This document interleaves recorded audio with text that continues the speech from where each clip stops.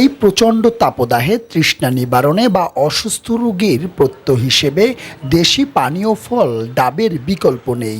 ভৌগোলিক কারণেই এ অঞ্চলে উৎপাদনেও এগিয়ে এই ডাব।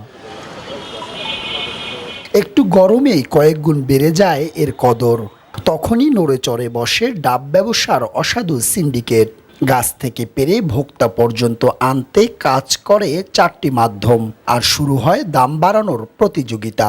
দেশি ফলগুলোর দিকে একটু সরকার এবং ভোক্তা অধিকার একটু নজর দেওয়া উচিত, যাতে এটা মানুষের ক্রয় ক্ষমতার ভিতরে থাকে। শরীরের জন্য প্রয়োজন একটা ডাব, সেই ডাব খেতে আসলে আমরা ডাব খেতে পারি না, আমরা অসহায় হয়ে পড়েছি সিন্ডিকেটের কাছে। গাছ মালিক ডাব প্রতি 30 থেকে 40 টাকা পেলেও সাধারণ গ্রাহককে কিনতে হয় 100 থেকে 150 টাকায়। হাসপাতালের সামনের চিত্র হয় আরো ভয়ানক। রুগী ভর্তি, সেই জন্য কি ডাব নিতে আসছি, দাম অনেক বেশি। তার কি করবো আমরা, সেকেন্ডে 100 টাকা নিচ্ছে, আমাকে দাম অনেক বেশি। ডাব থেকে শুরু করে সমস্ত সবজি শাকসবজি এগুলো সবকিছুর দাম কমাই দেওয়া, এটা সরকারের কাছে এটাই দাবি। ডাবের দাম শুনেই নাভিশ্বাস ক্রেতারা মুখ ফিরিয়ে নিতে বাধ্য হয়। তাই দ্রুত এই নিত্য প্রয়োজনীয় ফলের মূল্য নির্ধারণের দাবি সচেতন মহলের।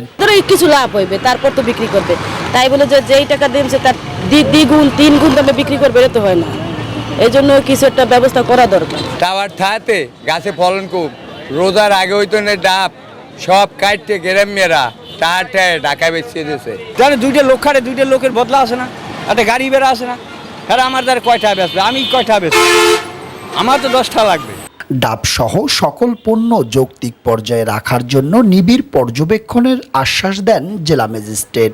এই ডাব সহ যে কোনো ফলই হোক বা অন্য কোনো পণ্য, সেটা যাতে মূল্য যৌক্তিক পর্যায়ে থাকে সেজন্য আমরা কাজ করব। এই বিষয়ে আমরা আরো নিবিড়ভাবে তদারকি করব।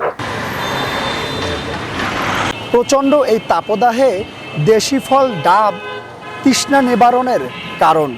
তবে অসাধু ব্যবসায়ীদের সিন্ডিকেট আর মূল্য শুনে ক্রেতাদের যেন নাভিশ্বাস। পারভেজ রাসেল, মাই টিভি, বরিশাল।